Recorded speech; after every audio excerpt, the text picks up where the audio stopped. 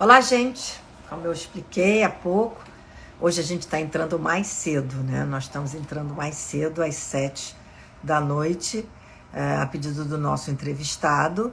Eu espero que vocês entrem agora, vou ficar aguardando vocês chegarem para a gente falar sobre esse tema super importante, que é a questão do combate à demência e tendo com isso o foco no exercício físico.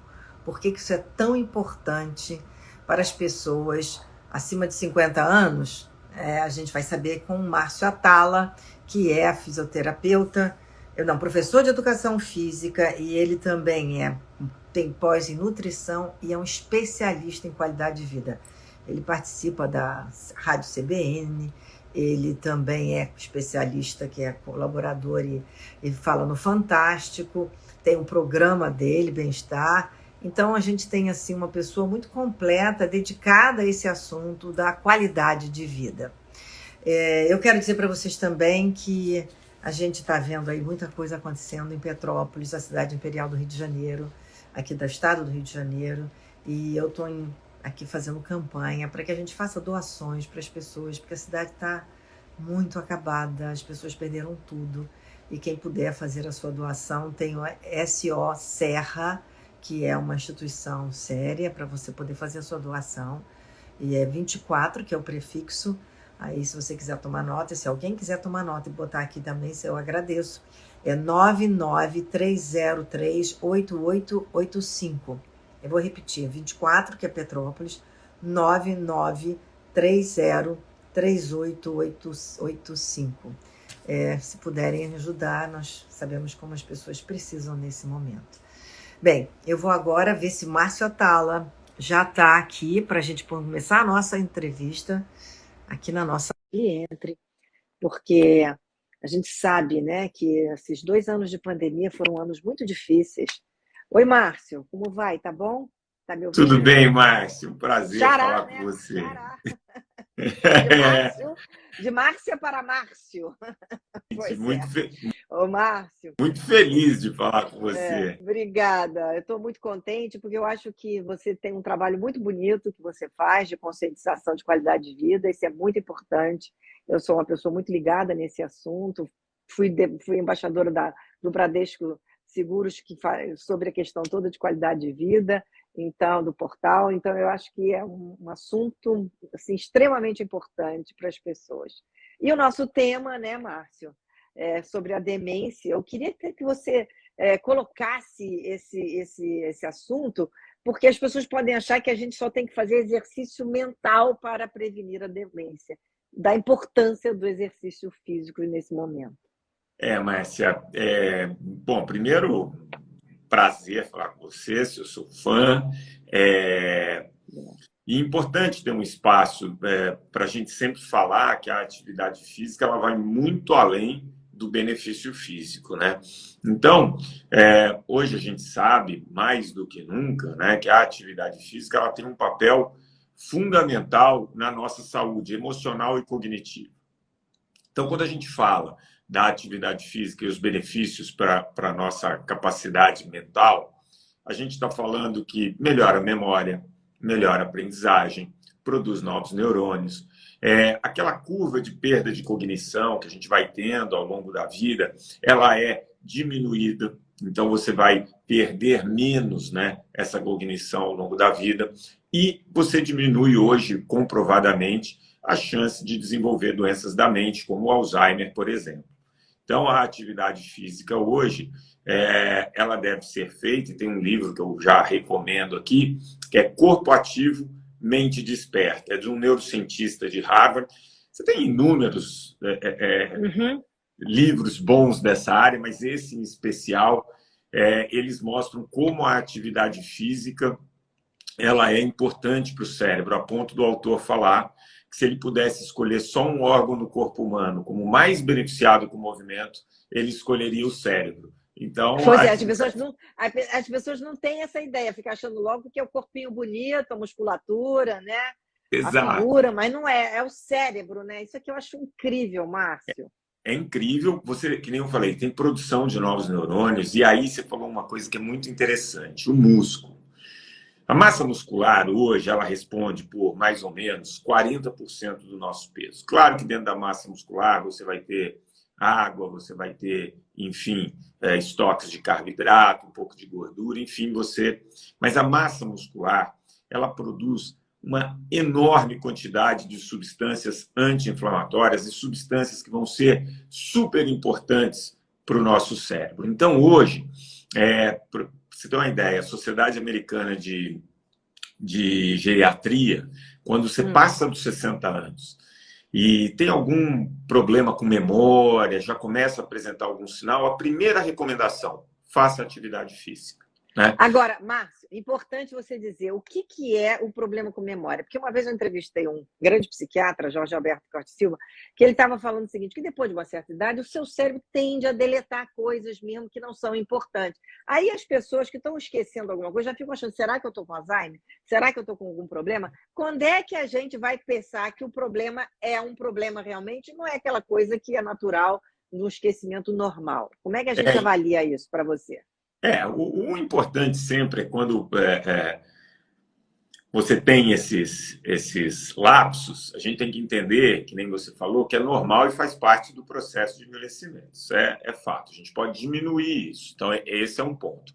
Agora, quando a gente pega, por exemplo, eu falo alguma coisa com você, passa 15 minutos, eu repito, é um sinal de alerta. Aí já é um alerta, é verdade. Já é um sinal. Então, você tem esses pequenos sinais, assim, de alguma tarefa que você fez e você repete porque você não percebeu que você já fez. Então, você vai...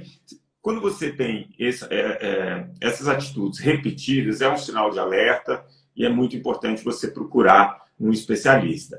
Agora, teve um estudo que saiu agora e já é interessante, que é em relação à musculatura das pernas.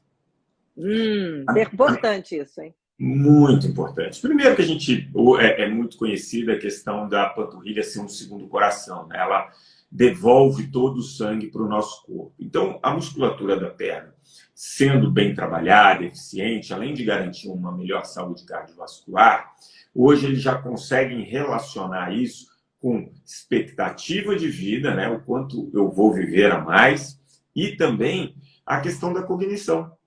Então, tem uma relação muito direta de perda de mobilidade, perda de massa muscular em membros inferiores e expectativa de vida e cognição, e perda de cognição. Então, é importante a gente falar isso, porque eu sempre falo que fazer atividade física, ou fazer qualquer coisa na vida, criar um hábito, se a gente tem algum significado, fica mais fácil. Né? É verdade. Então, ao longo da vida, de repente lá quando eu era garoto, a atividade física era mais estética, em algum momento passou... Enfim, se você quer viver mais, quer viver melhor, quer manter a sua cabeça funcionando, sua mente ativa, faça atividade física. Eu achei muito interessante esse estudo que relaciona a mobilidade, né? A força das pernas, né? E a cabeça. Inclusive, uma vez eu entrevistei o Cláudio Gil, que também faz essa questão toda de mobilidade. Ele fez aquele exercício de você levantar sem tocar no chão. É também um estudo importante para mostrar como é que está o seu condicionamento físico, se você vai viver muito. Agora, que é difícil você levantar sem tocar no chão, é muito difícil, né, Márcio? É muito. Mas você sabe que muitos médicos, geriatras têm esse teste, chama Stop and Go. O que é isso? Você está numa cadeira, você tem uma distância de mais ou menos 2 metros, que você tem que levantar, dá a volta num cone ou em algum obstáculo que está a 2 metros, volta, senta, levanta, e aí você tem um tempo para executar essa tarefa. Quanto mais facilidade e mais rápido você executa essa tarefa, que não é difícil, você pode levantar apoiando ou não, você pode andar mais rápido ou menos rápido. O fato é que quanto melhor você vai nesse teste, você tem uma correlação com uma expectativa de vida melhor e uma saúde mental melhor. E a gente falou aqui, né, Márcia, muito e está falando da importância para a nossa memória e tal. Mas a gente, nessa pandemia, e no momento que a gente está vivendo, a gente precisa falar um pouco da saúde emocional, que é depressão, ansiedade, Com burnout. certeza. Insônia que dá tudo isso também. A pessoa Oi, perde sono, dorme mal. exatamente. Olha, e aqui a gente tem muito papo. Tem mesmo. Quando você fala da depressão, ansiedade, né, burnout, hoje você também tem é, muitos estudos e é muito claro, né? Tem o Dr. Wagner Gattais, que é o chefe da psiquiatria aqui do HC, que ele fala que a atividade física é a atitude mais poderosa que a gente pode ter para evitar a depressão, a ansiedade e ser um bom tratamento junto com remédio quando necessário. Então, a atividade física tem esse poder. E aí você tocou no assunto do sono, né? Tem um outro livro que é Por que Nós Dormimos, do Matthew Walker. É um grande pesquisador de sono israelense. Então, ele fala como a privação de sono ela acaba destruindo, inclusive, nossa saúde mental, nossa saúde emocional. E olha que Agora, o que é privação de sono? Porque as pessoas que podem estar nos assistindo pensar, puxa, mas eu só durmo 5 horas por noite, eu estou com privação de sono? Ou, ai, nossa, eu acordo para ir ao banheiro 2 vezes por noite, isso aí interfere no meu sono, e aí eu estou dormindo mal, isso vai afetar a minha memória. E aí, Mar? muito bom isso. Porque, assim, ele tem uma frase que é muito interessante. Se você pegar uma porcentagem da população Hum. e com menos de 6 horas está plenamente restabelecida e arredondar essa porcentagem para cima, essa porcentagem é zero. Ah, é? Então, E aí?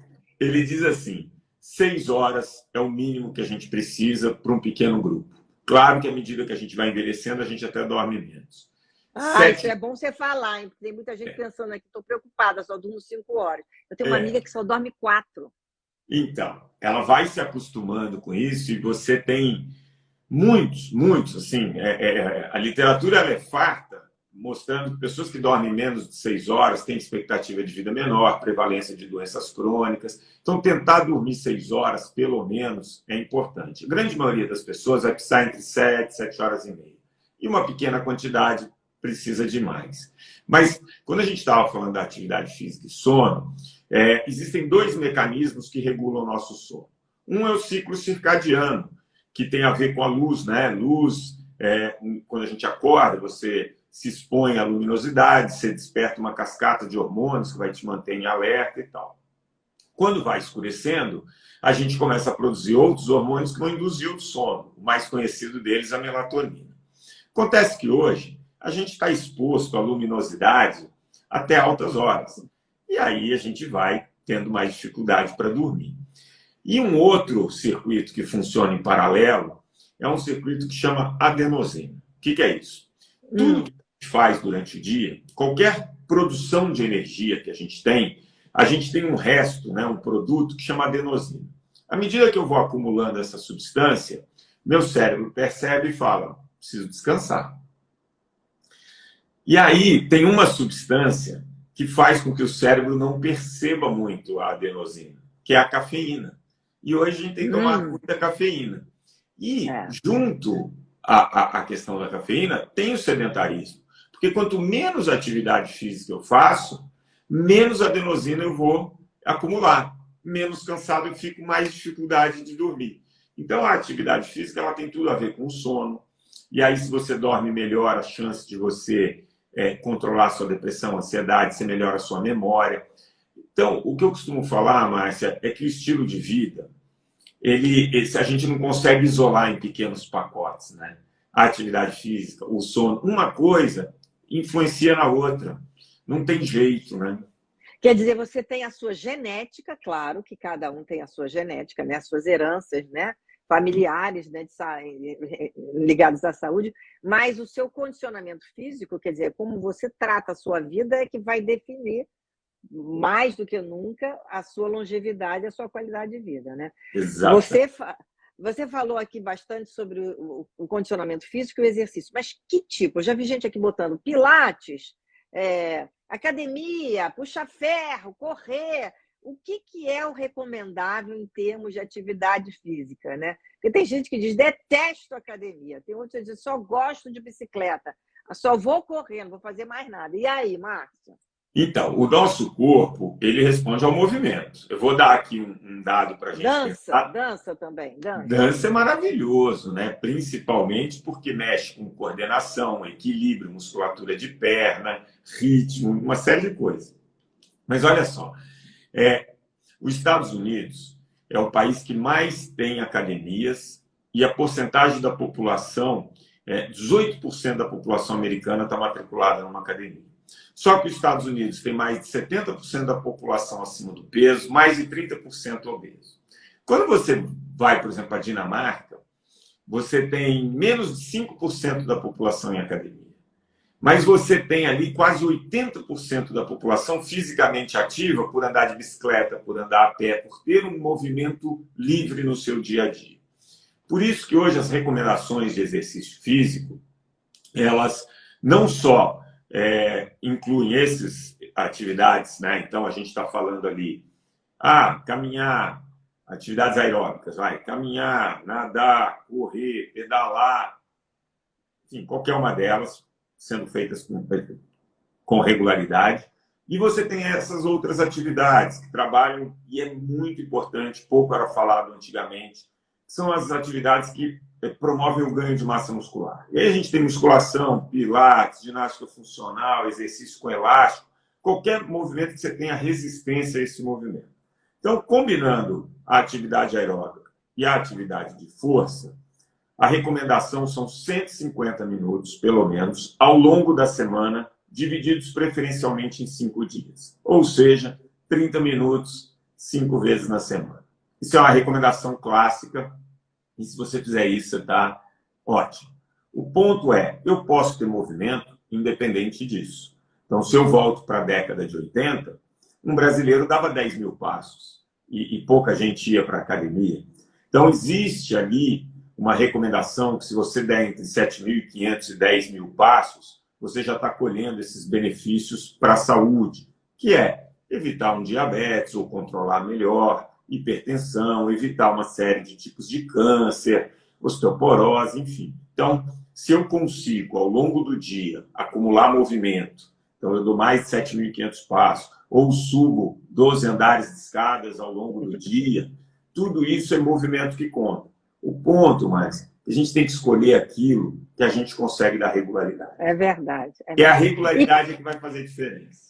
Pois é, mas qual é então o exercício que é o bom para a questão da demência, vamos dizer, para evitar? Como é que seria essa recomendação?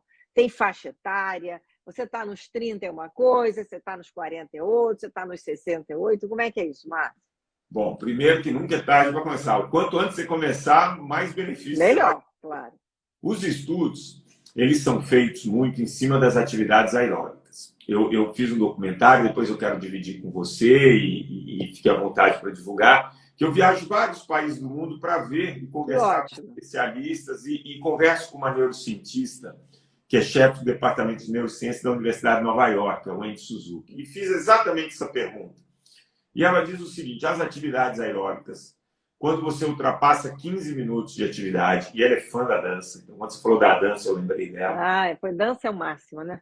Mas acima de 15 minutos, atividade aeróbica, enormes benefícios para a nossa cognição. E aí é que tem uma atividade física que ela é muito recomendada, que são aquelas atividades físicas em que você, que a gente chama que são atividades abertas. Então vamos supor, eu estou jogando tênis.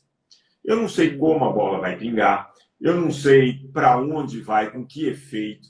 Então, tudo isso que você tem, a imprevisibilidade, faz com que eu trabalhe mais o meu cérebro e crie conexões. Então, quando você... Olha que interessante. Vôlei, tênis, aí, mas eu já estou com muita idade, eu não vou conseguir jogar um esporte desse. Então, o professor ele pode dar estímulo, né? Coloca os cones vermelho, verde, azul, e aí ele fala no verde, no vermelho, no vermelho. Então, ele começa a dar estímulos que você não está preparado. Diferente, por exemplo, da bicicleta, da esteira, que é um movimento cíclico e que, enfim, o cérebro se acostuma rapidamente a esse estímulo. Mas também tem benefício. Mas o exercício com maior benefício são esses exercícios onde você tem essa imprevisibilidade. Bom, a dança, desde que você consiga dançar de improviso, né? Deve também trazer isso, né? Porque você está fazendo coisas diferentes o tempo todo, né? Exato, e ela fala da dança, porque a dança tem a questão de você memorizar a coreografia, você coordenar. Eu, para dança, sou zero. Eu não consigo coordenar membro superior e Não, inferior. eu fiz dança a vida inteira, por isso que eu estou falando. Porque eu acho que a dança traz um benefício muito grande Muito. para a pessoa. E tem uma outra coisa que eu também queria te perguntar, Márcio. O músculo tem memória, né? Quem fez em criança tem assim vamos dizer assim, um ganhozinho melhor se ficou sedentário e volta a fazer os exercícios, seja ele qual for? Sim, você tem dois aspectos, né? Até tem pesquisas recentes em relação a isso, que muito se discutia. Será que tem memória? Não tem memória? Tem. Você consegue realmente recuperar mais rápido, atingir melhor um condicionamento, se você já tem uma experiência anterior. É o que a gente chama de memória muscular. Além disso, tem uma coisa que é, quando você pratica muita atividade, quando criança, adolescente, enfim, durante sua vida, a gente acostuma com aquele desconfortozinho da frequência cardíaca subir. Aquela pessoa que nunca fez, e aí eu não vou citar nomes, mas, por exemplo, no Medida Certa, o Ronaldo. O Ronaldo é o exemplo que eu posso citar. Eu Ah, lembro uma vez que a frequência dele estava super alta. Mas ele estava num desafio ali, e eu falei, pode diminuir. Ele falou, não, eu aguento. Né? Ele está acostumado com aquele desconforto da frequência mais alta. E teve uma participante que, obviamente, não era atleta tal, e ela estava na bicicleta, ela falou, vou infartar. Vou infartar, pelo amor de Deus, vou que horror. infartar. E aí eu fui olhar a frequência. Ela estava com frequência, estava 125, 130, assim.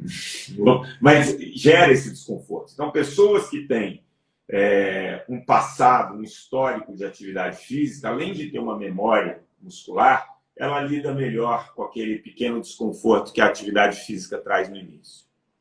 Isso é muito importante a gente saber. Agora, eu estava lendo aqui que você fala também numa pesquisa que foi feita, não sei se foi na Noruega ou na Suécia, de pessoas que moravam longe, ou não sei se foi na Coreia, é uma coisa assim, que moravam num morro e que essas pessoas tinham uma qualidade melhor, viviam mais do que as que moravam embaixo. Então, eu queria que você explicasse um pouquinho essa história. Mas, nossa, faço questão de te mandar o link do documentário e dividir com quem está assistindo essa live. Com o maior prazer. Nesse documentário, eu entrevistei desde o prefeito de Copenhague e alguns ministros na Coreia. E eu conversei com um coreano que foi responsável pelo programa de qualidade de vida da Coreia. A Coreia, na década de 70, ela tinha um PIB muito parecido com o brasileiro e ela tinha expectativa de vida muito igual à do brasileiro. Hoje, a Coreia tem menos de 5% da população obesa, 3,5%. O Brasil tem 26%. Nossa. A expectativa de vida deles é 11 anos maior que a nossa. E aí, ele falou, tudo isso começou na década de 70, e ele foi um dos responsáveis, quando eles começaram a perceber que as pessoas que moravam no alto da colina e tinham que caminhar mais, tinham menos problemas de saúde e viviam mais. Então, a partir dali, a Coreia desenvolve todo um programa de qualidade de vida que tem várias pontas interessantíssimas, mas no centro tem a questão da atividade física. Eles estimulam enormemente. Você vai em Seul, tem um rio que corta a cidade, igual o Rio Pinheiros aqui em São Paulo, e em cada uma das pontes você tem um equipamento público para a população se exercitar, e à medida que essa população se exercita, ela tem benefícios em relação a exames gratuitos, enfim, uma série de benefícios. Você estimula também dando prêmio para essas pessoas. Agora, Márcio, a gente sempre ouve falar, você falou aqui que o Brasil tem 26% de obesos, né? Mas a gente sempre ouve falar que a alimentação do brasileiro, de maneira geral, é boa, porque, até conversando com uma nutricionista endocrinologia outro dia, Isabela Bussadi, o brasileiro come arroz com feijão. Arroz com feijão é um excelente alimento, né? Quer dizer, nós temos uma base alimentar que deveria ser muito importante e que nos deveria dar um ganho muito melhor nessa questão. Mas acho que a importação de uma qualidade de vida externa, como a americana, que come muito mais embutidos que a gente, né? Muito mais massa, eu acho que isso é que deve estar atrapalhando muito essa fast food, né? Essa epidemia de fast food, é isso? Olha, mas é super difícil a gente entender, né? Claro que a obesidade é multifatorial, eu tenho as minhas crenças em relação a isso, coloco vários números para as pessoas pensarem, porque acho que, enfim, você tocou num ponto muito interessante. O brasileiro, quando você pega, tem chama Vigitel, é um estudo que a gente faz que o governo faz do estilo de vida da população brasileira há décadas. Quando você vem acompanhando esse estudo, principalmente nos últimos 15, 20 anos, o brasileiro está comendo mais frutas, legumes e verduras, ele tem diminuído a quantidade de gordura, mas é o que você falou. Hoje as pessoas acabam substituindo o arroz e feijão por um sanduíche pronto que é mais prático, né?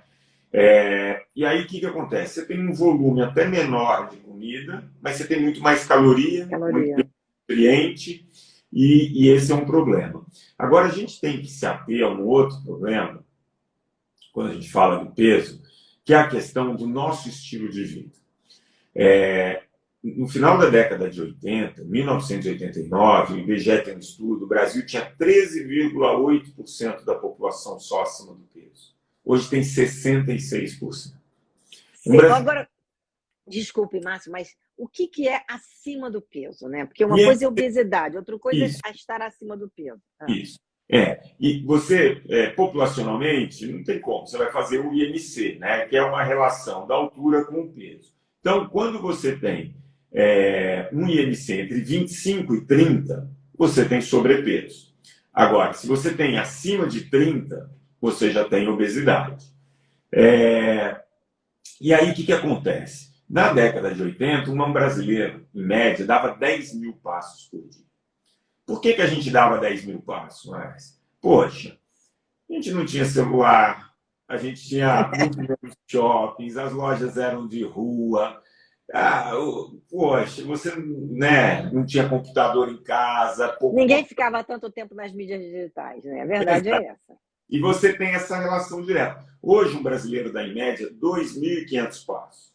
Então, só de movimento do estilo de vida, a gente deixou de queimar 400 calorias por dia.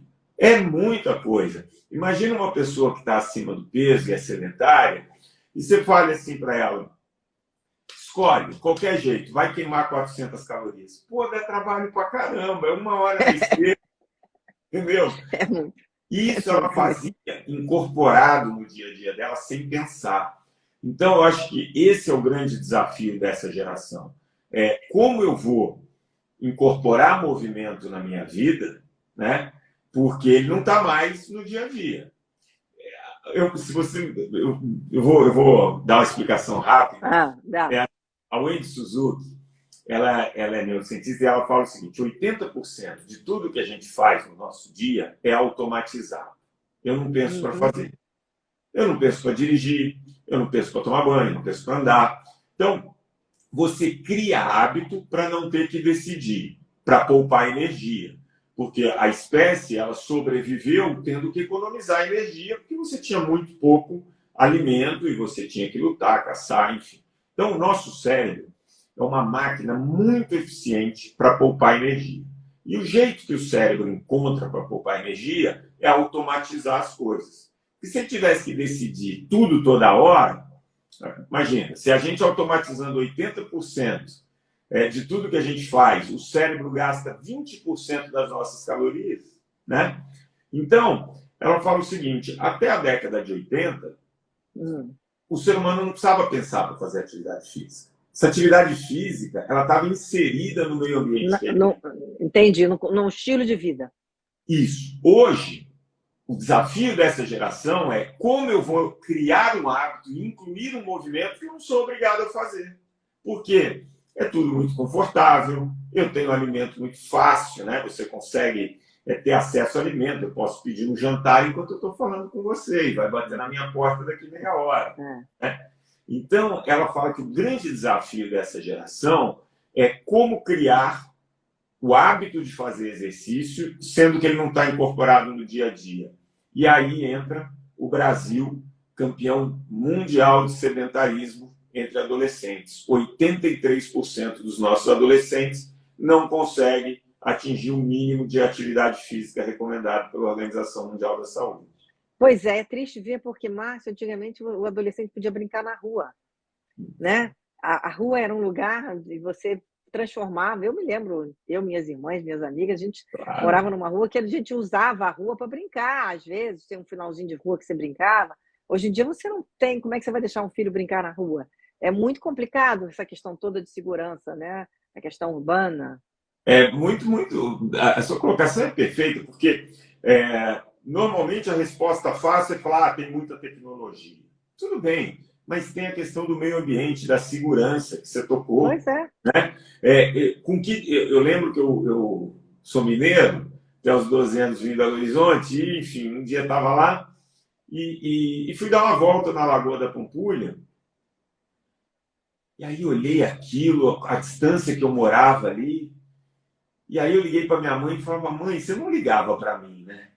Porque eu, 8 e 12 anos, você deixava eu pegar a bicicleta à tarde, dar uma volta na lagoa com os meus amigos e voltar sem celular, sem nenhum contato. Mas não tinha esse perigo que tem hoje, né? Então, essa questão do meio ambiente limita muito no Brasil a atividade física.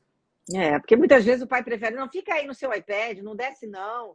Vai fazer o que lá na rua? Vai encontrar com quem? Entendeu? Exato. É uma questão também de tentar minimizar os danos, né?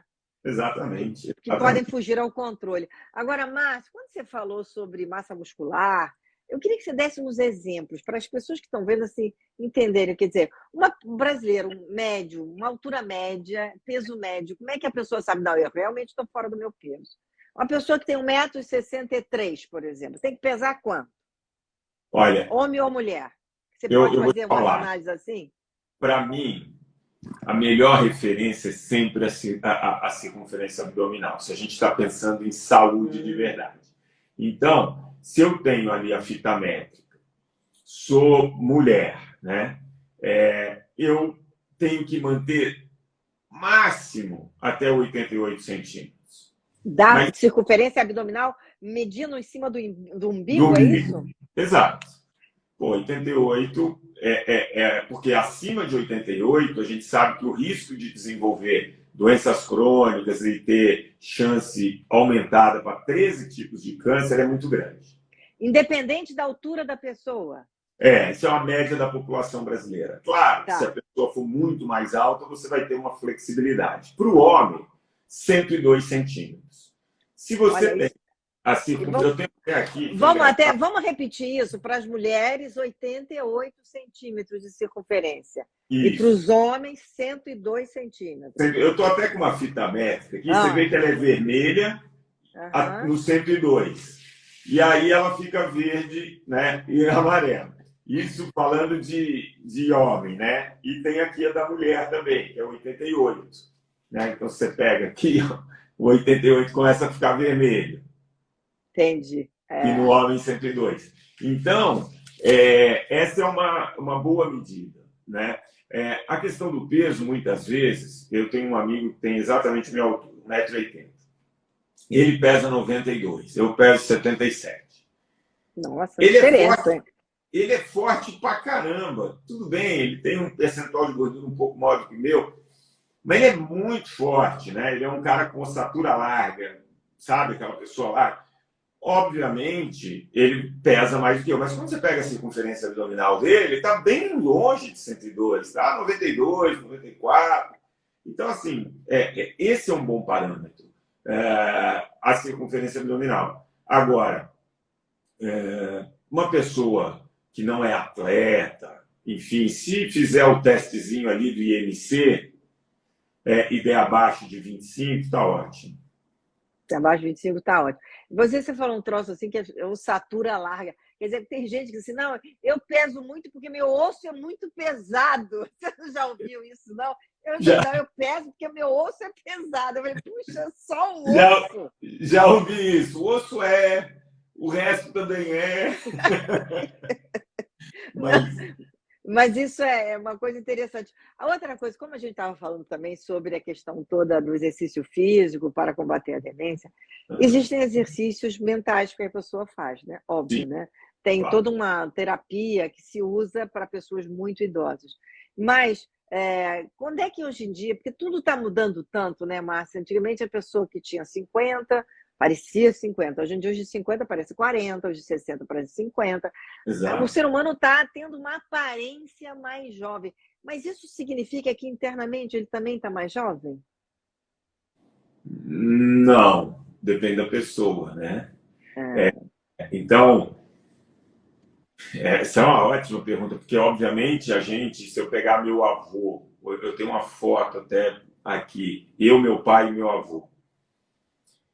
Acho que meu avô tinha 80 anos nessa foto. Meu pai 50, eu devia ter 20. Hoje, eu com a idade do meu pai, eu pareço muito mais novo do que ele, né? Pois é. O meu pai, que está com a idade do meu avô, é muito mais novo do que o meu avô. Agora, meu avô viveu com muita qualidade até os 87, muito. Talvez com a medicina, com todas as facilidades que a gente tem, ele poderia ter vivido muito mais e com outra aparência. O que está acontecendo hoje? A nossa expectativa de vida aumenta. Claro, você vai ter as exceções, vai ter você, vai ter, enfim, outras pessoas que, além da expectativa de vida, você tem uma qualidade de vida e você é tão produtiva quanto uma pessoa muito mais jovem antigamente, né? Mas, na média, o que está acontecendo com o brasileiro?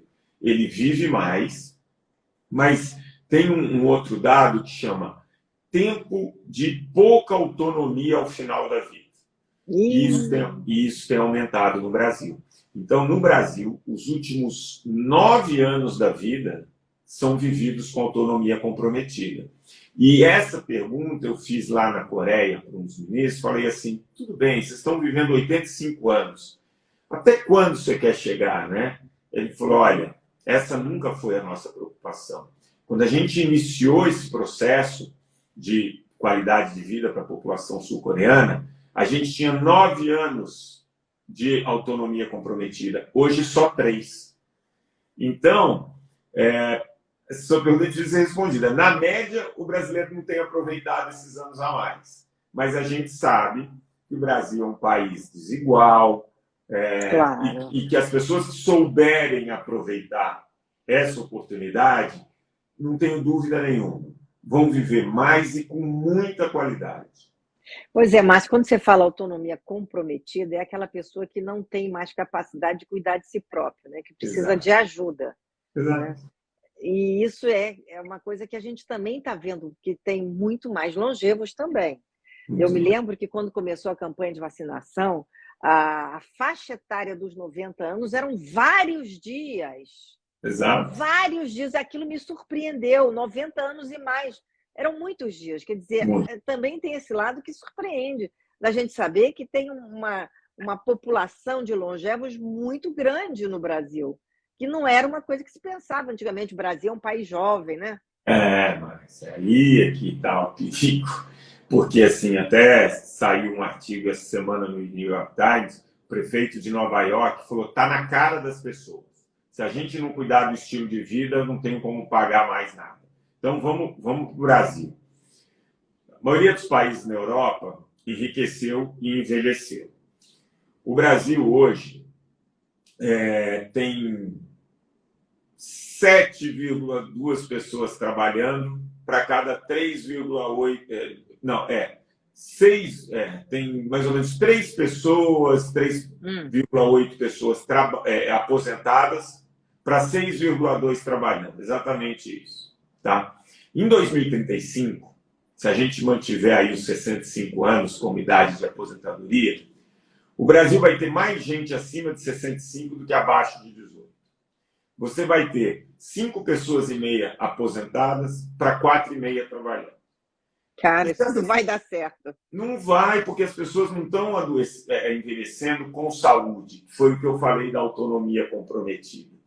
Então, se não tiver um programa de saúde pública para isso que você falou, essas pessoas que têm acima de 65, 70, que frequentam unidades básicas de saúde, que, enfim, eles precisam ser incentivados e ser monitorados, vai ser muito mais barato do que tentar pagar essa conta em 2035, que está aí. Porque a gente fica pensando que vai estar longe, mas está passando rapidíssimo, né? Rápido. Está muito rápido. 13 anos. 13 anos. E esses 2 anos de pandemia consumiram assim, energias e as pessoas envelheceram rapidamente. Ainda bem tem isso. Eu, infelizmente, tenho ido a algumas missas de sétimo dia. A gente vê que as pessoas, em 2 anos, ninguém se via, começou a se ver, como as pessoas caíram. Foi uma coisa assim, dramática essa constatação. 2 anos onde a população envelheceu muito mais do que se pretendia ou se esperava, pelo menos na aparência física. E isso tem um dado emocional e o comprometimento físico, né? Eu trabalho hoje muito fazendo o controle de populações, né? Então, em 2016, fiz numa cidade inteira, criei um modelo, a gente publicou uns artigos, e hoje, por exemplo, tem uma rede de farmácia que tem 50 mil colaboradores. E aí, já estou indo para o 3º ano, fazendo, monitorando o estilo de vida e a qualidade de vida desses 50 mil colaboradores. E aí, isso que você falou é muito interessante. Esses primeiro, segundo ano, agora, a quantidade de pessoas com depressão, ansiedade, enfim, que com a pandemia ficaram estressadas, é absurdo. Então, você tem ali uma perda de, claro, as pessoas engordaram porque comeram mais, se movimentaram menos, mas você tem um comprometimento emocional gigante e a gente tem que correr atrás disso. E é o que eu falei, o Brasil, ele é muito pobre se você pegar a média, né? E essas pessoas que têm menos condições, se a gente não pensar numa política de saúde pública, a conta é sempre dividida, mas É verdade. O Brasil não pode desperdiçar esse dinheiro, não. Não pode, não. Logo no início da pandemia, eu conversei com vários médicos, e uma das coisas que me impressionava é o conceito de saúde coletiva, né? Que é uma outra coisa que você tem que entender que a sua saúde depende da saúde do outro, que se você não cuidar da sua saúde e do outro não cuidar, ninguém vai ficar bem. Que o Brasil precisa ter mais compreensão e conscientização da importância desse saúde coletiva. Nossa, mas esse é um tema assim, que a gente debate muito,